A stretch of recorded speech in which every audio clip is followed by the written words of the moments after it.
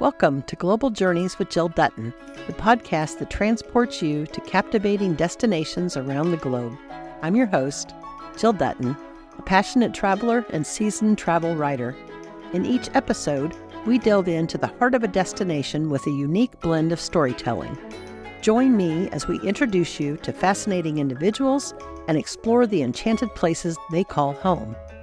To learn more about my writing and podcasting career, stay tuned until the end of the episode for more details. Now, let's embark on this global journey together, one person and place at a time. Today's episode takes us to the heart of Austria, to the enchanting town of Krems along the meandering Danube River. I was on a Viking river cruise along the Danube when I took a tour of Krems. It was a Sunday morning in Krems, Austria. The church bells rang as Elizabeth, the local tourism representative, and I walked the cobblestone streets of this ancient city. The pedestrian area was nearly empty as residents were at church and other tourists from our cruise were touring the Abbey. Many businesses were closed, but Thomas Hagmann, owner of Café-Konditorei Hagmann, had opened his store for me to sample a cappuccino and his award-winning chocolates. We sat down for a conversation about Austrian coffee culture and his sweet passion for creating delicacies. Austria is known for its rich cultural heritage, stunning landscapes, and of course, its vibrant coffee culture. The art of chocolate making is woven into the fabric of Austrian culinary traditions as well, and our journey today will unveil the sweet secrets behind this delectable craft. La Confiserie means sweet shop, and Hagmann Confiserie was a veritable feast of sweet traditions. They have a long tradition of candy making, as this family-owned confectionery and cafe opened in 1836. They see themselves as guardians of old recipes and traditions, but also as a modern confiserie, specializing in pastries and cakes, chocolates, gingerbread, coffee, and ice cream specialties. So whether you're a coffee connoisseur, a chocolate lover, or simply someone yearning for a taste of Austrian hospitality, this episode is tailor-made for you. Join us as we unravel the intricacies of Austrian coffee culture, delve into the world of chocolate making, and explore the story behind Café-Konditorei Hagmann. Get ready for an immersive journey through flavors, culture, and the passionate craftsmanship that defines this extraordinary cafe. Without further ado, let's immerse ourselves in the magic that is Café-Konditorei Hagmann. It's an Austrian institution, the Vienna or the Austrian coffee house. The legend says that the first coffee house was founded in Vienna after the Austrian-Turkish War. The Turkish left the coffee in the city, and one guy founded the first coffee house. This was about 700. This is just a legend. The real story is that the first coffee houses in Vienna are about 1820, 1840. In this period, this is the period of Biedermeier, and the period of the, let's say, emancipation of the emperor. You know, in former days the emperor was had all rights, and then the people started to have their own Verfassung institution. Yeah. And for example, in the States they have the institution in 79 or something like this. And so this time the people have the chance to go to coffee houses or to other local restaurants and so on. Yeah. So and our coffee house was founded in 1836. We have over 187 years. So we are the first in this region, and we are approximately at the same time as the Viennese. Right? This was a privilege in these days, because Krems was an old city of trade, because we had the Danube and the crossing to the Bohemian region and to Italy. We was on the cross. And so we had, for example, the first mention of a chocolate trader is from 1776 about this, here in Krems. And this was really unusual for such a small city. And from this time we have this confectionery. We say confectionery. I don't know if it's a right translation. Konditorei is the German word. It means we are the specialists for all sweet dishes. In the other countries it's not so usual. You have the baker baker make also sweet dishes and pastries, but in Austria we have, or in Middle Europe we have two parts. We have the baker for the bread, and all the sweet dishes is the conditor. Yeah? Translated to Zuckerbäcker means the sugar baker. Sugar baker. Yeah. Okay. And this firm is from 1836, and you know there is a long tradition of the family. We have just old books from different cakes and so on, and usually we have here the sweet dishes and so on, and on the first floor there's the bigger size. We serve, of course, coffee, small dishes and so on. Yeah? It's also institution. People come here and have good conversation, reading newspapers and so on. It's the Austrian way of life, you can say it. Yeah. It's delicious. In Italy, you go to the restaurant in the evening, and in Austria you go to the Konditorei and in the afternoon or before. It depends on how you work. What's your work? And also like the work days, like the day it is. It also depends, but it's really part of just Austrian living, kind of like even young people are like, let's go for a coffee, and it's just something you do. Yes. The Wachau, also the Kremser or the Wachauer had some things to the Austrian confectionery. For example, you know the apricot, you will go to Mr. Hellerschmidt. Yeah. Mr. Hellerschmidt produces everything from apricot, and nearly the same it's for us. You have now here the Wachauer Kugel. Yeah, it's similar to the Mozart Kugel, but this one is better, of course. I can explain you the reason, because this is with nougat and marzipan and apricot. And the Mozart Kugel, for example, there is nougat, marzipan and pistas. But here in the Wachau we have everything with the apricot. Yes. Apricot, everywhere apricot.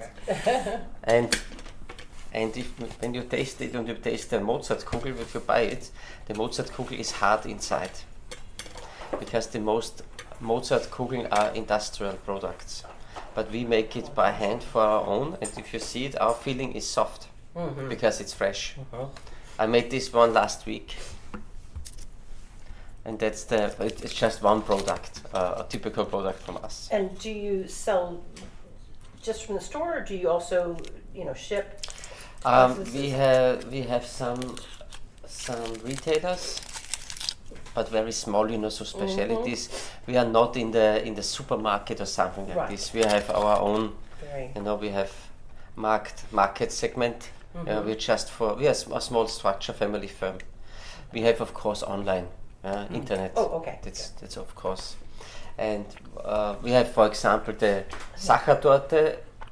Is not a Viennese specialty. Sachertorte is one of the main ingredients of a Sachertorte is the chocolate and the apricot marmalade, the apricot jam. And we are here in the special area from the apricot jam. So the Sachertorte is also a very important product for our firm. And we sell a lot of Sachertorten in Vienna. We have customers in Vienna.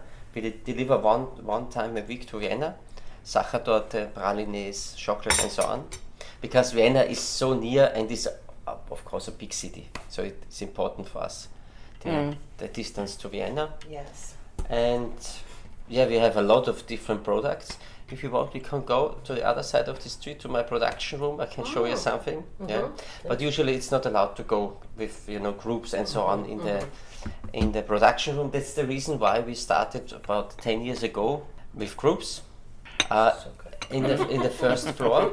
In the first floor, we have a lot of space in the first floor, and there we make presentation. Usually, I make the presentation. We have other dress yes, code. Other It's dress. another dress code, Another like dress. the traditional. Yes. The dress code. Yes. Yeah. This is my dress, and then we have introduction in chocolate.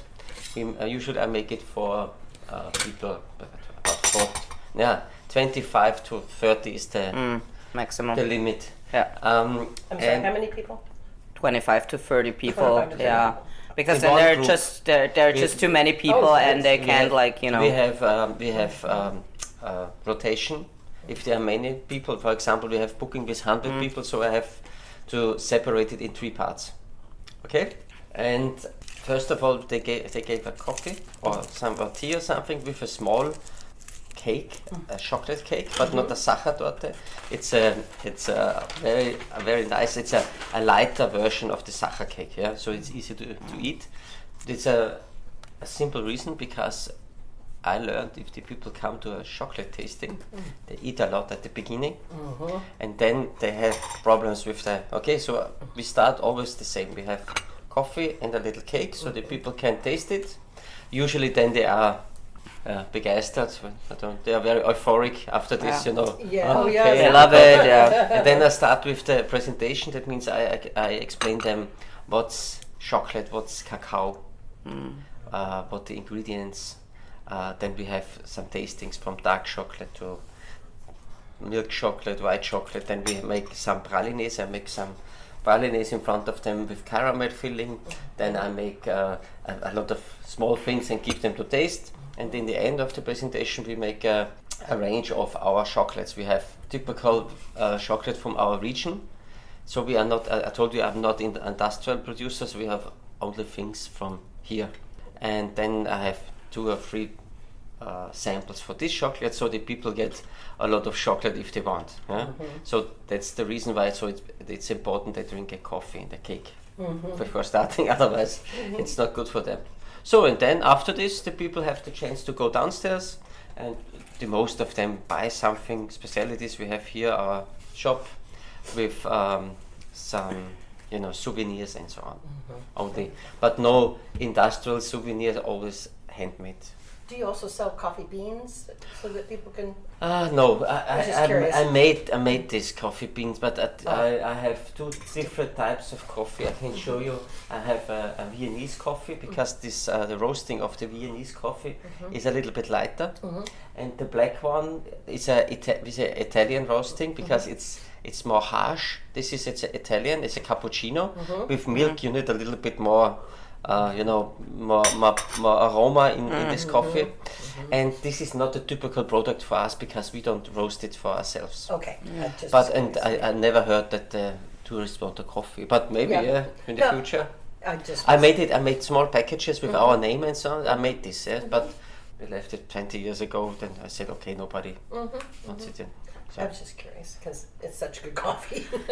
We do have one roastery in Krems, actually, Okay. Café Campus. Yes. What was it again? Café Campus, so like coffee campus, like campus of coffee. Yeah.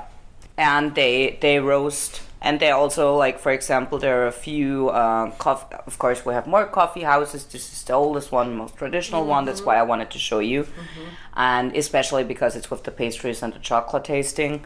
But there are also like more, and the Café Campus makes, for example, roastings especially for this coffee house. So for example, there's their own roasting for Boldefitzka and their own roasting for that. So yeah, they do that.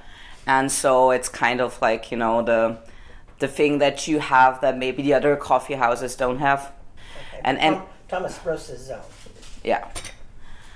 And Café Campus is also like, they also have a small coffee shop with it, but it's not like here where everything is served and where I say it's traditional. Café Campus has more of Starbucks, because you have to go get it yourself, for example. It's still, like, people love it because they have their own roastery, but they're not the typical coffee house. This is, we call it's a surprise chocolate, because I don't know what's inside. These are the edges of the regular chocolate, Oh. This, I don't know what it is. Just taste it. This is with milk chocolate, and this is. Is it butter? Like a... No, butter. Butter is not inside. It's just chocolate with. Usually you have a liquid. You have to. Our filling is a soft filling. It's the same like in the Mozart, the Wachauer Kugeln, because this is an indicator for handmade product. If you buy an industrial product, it's usually hard because they produce on stock.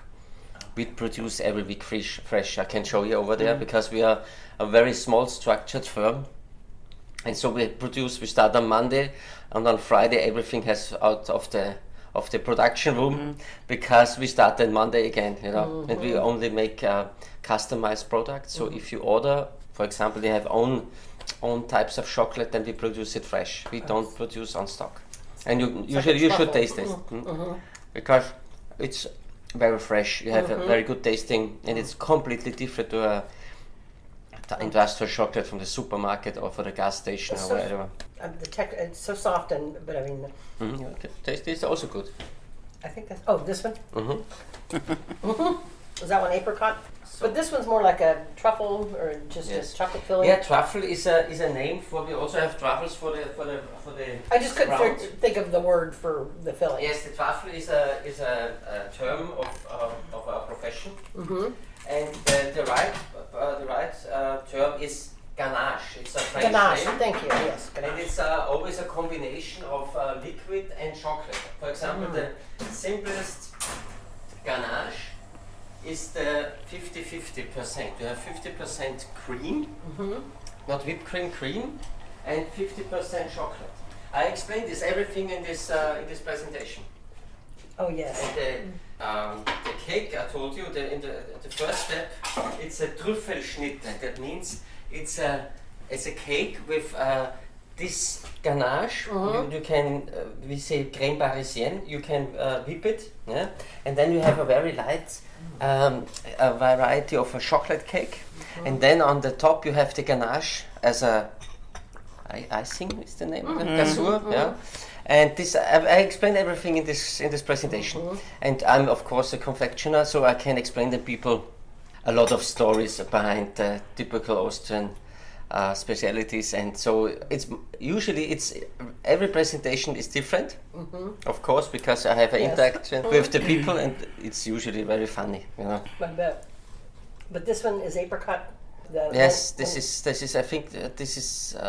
We have now Christmas chocolates, and I don't know what it is because these are the edges of and they make the chocolate, and we call it surprise chocolate but it tastes very good. And people love it if you give it to them as a giveaway. Yeah. Yes, and usually we prepare Sachertorte in the wooden box and chocolate, and the people are very happy. They are very happy, and they're also very happy because you told it, I think, because Krems is a city with real life. So the tourists like it. They see, there are real people. There are cities in Europe. This is like Disneyland. Everything is made for the tourists. In Krems, here are real people from our guests, and usually they ask always, where they come from? They are from China or from the States, and so on. Yeah, so that's the real life here. There is no facade.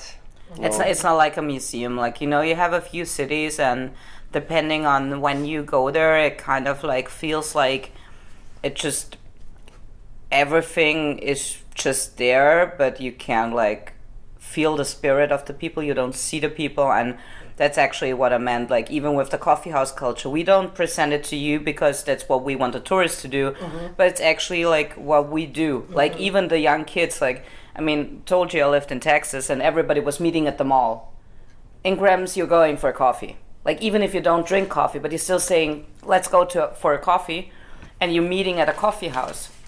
Even if you might drink a Coke or something, but even like for the young people, it's still the thing of like, okay, we're meeting there, and then from there we will see what we will do. So this is really that's actually what I loved about Krems when I moved here. So that it's not just being here a student, but like people, talking with you and having the interaction and showing you things, and it's living traditions here, and that's actually pretty nice. That it's not just we're going to do it because it's a tradition, but it's really lived, and that's pretty cool. Yes, this is our meeting point. We had a lot of, I don't know the English word, Stammkunden, people who are coming every day. Repeat customers? Yes, repeat every day a small coffee, and then in former days when I was a child it was much more than now. The people came because they had more time. Now everything is stressing. They read the big newspapers and sitting 2 hours and read, and so a very nice surrounding. A lot of people in Vienna, for example, Café-Konditorei, or the poets and so on. Everybody meets in the coffee house because there was the place to have a conversation.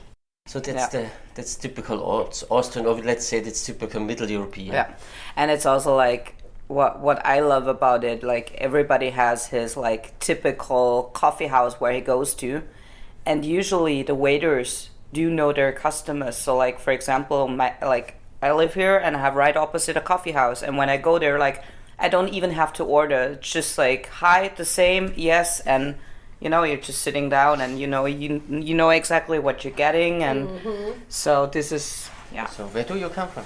Kansas City. Kansas. I studied in one state above, in Omaha, Nebraska. Just an exchange program from our University of Economics in Vienna. This is a partner university, so I was there. And my daughter Franziska, Nice to meet you. Hello. my older daughter is now in Oregon. There's an exchange here. Oh, it's very pretty. She's 1 year in Woodburn. Have you visited her there? No, we will go next year. It rains a lot, but Because it's it's not allowed for us to visit her because she's there from a Rotary exchange program.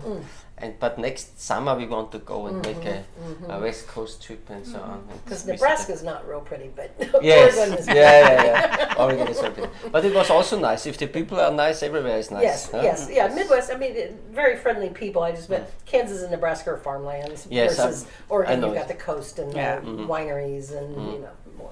Yeah, we had a total trip from Chicago, New York, West Coast. Also, we tried to look at everything in the States. It was really a whole summer, a whole semester. Nice. It was really interesting. Yeah. But the people we have here in Krems, especially from the ships and so on, they are usually very friendly. Yeah, I always say they're much more friendly than the Austrians sometimes. It's the Austrian charm that we're just like. It's another type of lifestyle. It's just. Sometimes we seem grumpy. We're not like that. I don't know if you saw my post, but in Vienna, the tour guide, she said that they're voted most livable city, but also the grumpy. The most grumpiest city. Unfriendly. They get a funny joke, because I learned in the States that the people and the waiters and so on, they are very friendly. And the service in the States is, I think, excellent. And in Austria, we say the waiter, especially the coffee house, not in our coffee house, really, there are different type of coffee house, but the classic coffee house, he must be creepy, he must be unfriendly a little bit to his guests, but this is it's like a play, Good morning, good morning, and that's more a game. So that's the different, because it's other lifestyle, but it's not so creepy, grumpy. It's not. It's just a game. Yes. Welcome to Global Journeys with Jill Dutton, the captivating travel podcast that takes you on an extraordinary adventure around the world. I'm your host, Jill Dutton, and I am thrilled to be your guide through the mesmerizing tapestry of cultures, landscapes, and experiences that await us. Global Journeys with Jill Dutton is more than just a travel podcast. It's an exploration of humanity itself. Through the power of storytelling, we illuminate the lives of the remarkable individuals we encounter along the way. Whether it's through the eyes of a fishing guide, a distillery owner, a mixologist, a historian, chef, or even a farmer, each person we meet adds a rich layer to the narrative of culture and place. In this podcast, we embark on a transformative journey where the focus goes beyond the typical tourist attractions. Instead, we dive deep into the hearts and souls of the places we visit, uncovering the hidden gems and untold stories that make each destination truly unique. Join me as we venture off the beaten path, seeking authenticity, connection, and a deeper understanding of the world we inhabit. Together, we'll unravel the tapestry of cultures, one story at a time. Although my writing career began in the late 90s when I created and launched a wellness publication called Evolving Magazine, since 2015 I've worked as a travel writer on a mission to seek out the locally celebrated foods, liquor trends, outdoor activities, and stories of those I meet along the way. My work has been published in Wine Enthusiast, Afar, Woman's World, First for Women, Insider, Road Trippers, Modern Farmer, Chilled Magazine, and many more digital and print publications. I'm also the creator of Global Plates, The People We Meet, The Food They Eat, a syndicated column. Creating this podcast is the next step in my journey of sharing the stories of the people I've met along the way.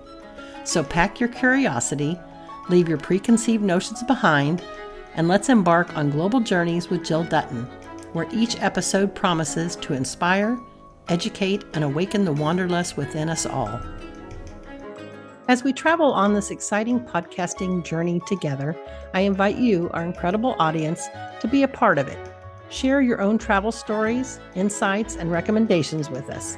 Whether you have a hidden gem in your hometown or a dream destination that has captured your imagination, we want to hear from you. Your suggestions will help shape the future episodes of Global Journeys with Jill Dutton, guiding us towards extraordinary locations and experiences that deserve a spotlight. Remember, this podcast is not about just the host or the guests. It's about the collective exploration and discovery that unites us all as wanderers in this vast world. So reach out to us through our website, social media channels, or email and let your voice be heard. Send your suggestions to me at jill@globaljourneyswithjilldutton.com. I can't wait to hear from you. Until next time, may your travels be filled with endless curiosity, open-hearted encounters, and transformative adventures. Safe travels, fellow explorers, and keep wandering.